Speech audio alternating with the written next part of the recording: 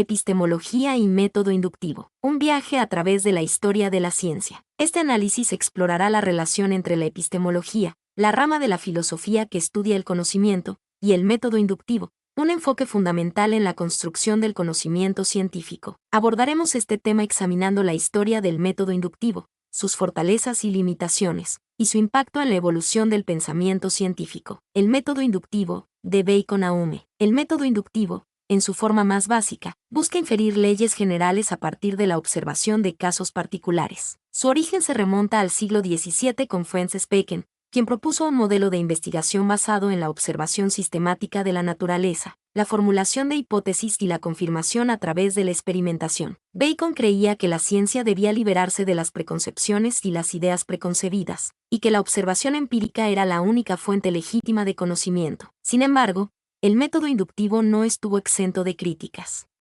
David Hume, filósofo escocés del siglo XVIII, cuestionó la validez lógica del razonamiento inductivo.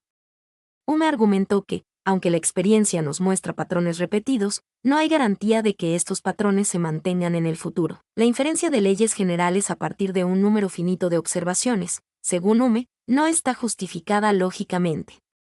Este problema, conocido como el problema de la inducción, sigue siendo un tema de debate en la filosofía de la ciencia. El impacto del método inductivo en la ciencia. A pesar de las críticas de Hume, el método inductivo tuvo un profundo impacto en la ciencia.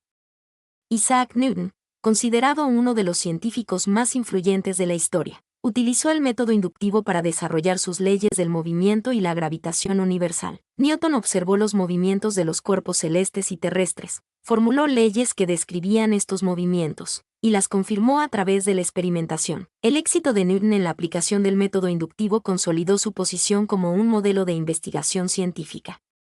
Durante los siglos XVIII y XIX, el método inductivo se convirtió en el enfoque dominante en las ciencias naturales. El surgimiento del positivismo y sus retos. En el siglo XIX, Auguste Comte, un filósofo francés, propuso el positivismo, una filosofía que defendía la ciencia como la única fuente de conocimiento verdadero.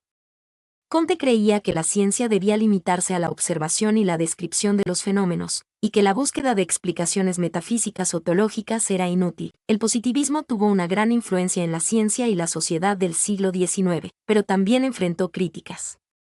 Los positivistas, al enfatizar la observación empírica, descuidaron el papel de la teoría en la construcción del conocimiento. Además, el positivismo se vio afectado por el problema de la inducción, ya que no ofrecía una solución convincente a la cuestión de cómo justificar la inferencia de leyes generales a partir de un número finito de observaciones. La evolución del método inductivo hacia el hipotético deductivo. A principios del siglo XX, surgió un nuevo enfoque en la filosofía de la ciencia, el método hipotético deductivo.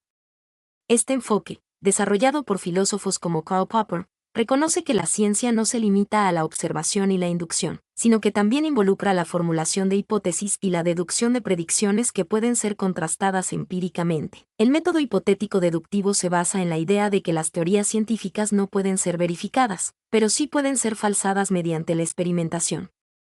En este sentido, el método hipotético deductivo enfatiza la importancia de la refutación de las hipótesis, lo que permite avanzar en el conocimiento científico. El método inductivo en la actualidad. El método inductivo sigue siendo una herramienta importante en la investigación científica, pero su papel ha evolucionado.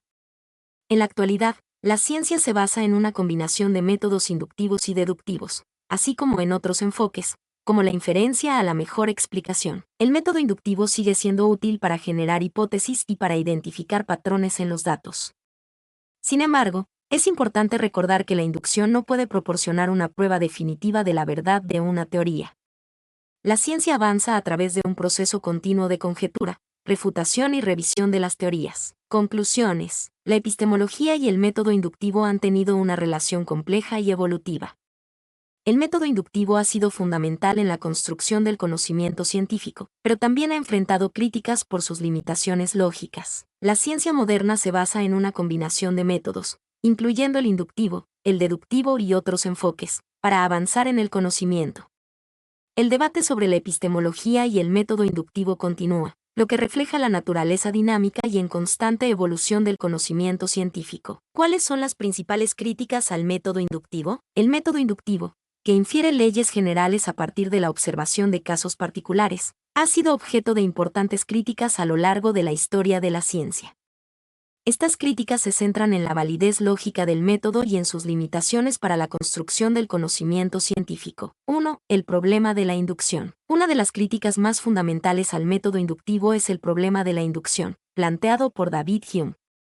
Hume argumentó que, aunque la experiencia nos muestra patrones repetidos, no hay garantía de que estos patrones se mantengan en el futuro. La inferencia de leyes generales a partir de un número finito de observaciones, según Hume, no está justificada lógicamente. 2. La falibilidad de la observación. El método inductivo se basa en la observación, pero la observación misma es falible. Los sentidos pueden ser engañosos, y la interpretación de los datos puede estar influenciada por prejuicios o sesgos. 3. La limitación del conocimiento. El método inductivo se limita a la observación de lo que es accesible a nuestros sentidos. No puede acceder a la realidad subyacente o a los fenómenos que no son observables directamente. 4. La probabilidad vs certeza. Las conclusiones obtenidas mediante el método inductivo son probabilísticas, no certeras. Siempre existe la posibilidad de que nuevas observaciones refuten las leyes generales inferidas. 5. El riesgo de prejuicios. El método inductivo puede conducir a la formación de prejuicios. Si las observaciones se basan en una muestra limitada o sesgada, las conclusiones generales pueden ser erróneas. 6. La falta de explicación. El método inductivo se centra en la descripción de los fenómenos, pero no ofrece una explicación causal.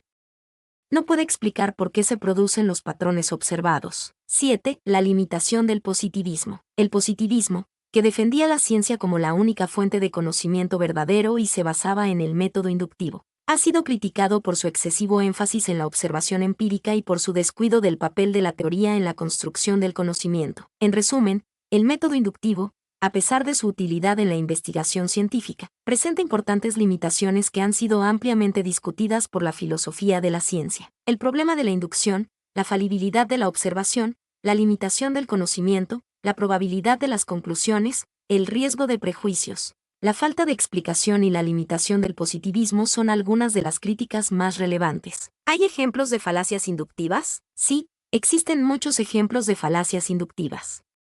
Estas son algunas de las más comunes. 1. Generalización apresurada. Ejemplo, he conocido a 2 franceses que son arrogantes. Por lo tanto, todos los franceses son arrogantes. Explicación. Se saca una conclusión general a partir de una muestra demasiado pequeña o no representativa. 2. Falacia del falso consenso. Ejemplo, la mayoría de mis amigos piensan que el nuevo presidente es un desastre. Por lo tanto, la mayoría de las personas piensan que el nuevo presidente es un desastre. Explicación. Se asume que la opinión de un grupo pequeño, amigos, familia, etc., representa la opinión de la mayoría. 3. Falacia de la correlación causalidad. Ejemplo, las ventas de helados aumentan en verano. Por lo tanto, el calor causa un aumento en las ventas de helados. Explicación. Se asume una relación causal entre 2 eventos que simplemente están correlacionados. Puede haber otras causas que expliquen el aumento en las ventas de helados. 4. Falacia de la pista falsa. Ejemplo, mi perro ladra mucho cuando hay un ladrón en la casa. Esta mañana, mi perro ladra mucho. Por lo tanto, debe haber un ladrón en la casa. Explicación. Se asume que una sola evidencia, el perro ladrando, es suficiente para apoyar una conclusión compleja, un ladrón en la casa. 5. Falacia de la anécdota personal. Ejemplo, mi abuelo fumaba toda su vida y vivió hasta los 90 años. Por lo tanto, fumar no es tan malo para la salud. Explicación. Se utiliza una experiencia personal como evidencia para refutar una conclusión general basada en estudios científicos. 6. Falacia de la apelación a la popularidad. Ejemplo, millones de personas usan este producto.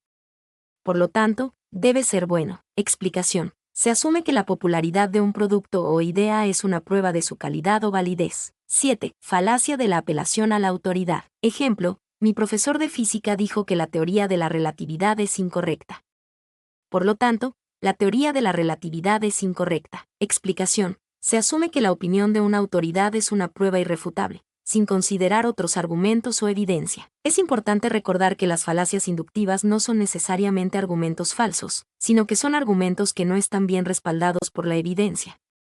Es importante identificar estas falacias para evaluar la validez de los argumentos y evitar conclusiones erróneas. Mi nombre es Demim, soy tu asistente personal. Mi sitio en internet es demim.com. www.es.tl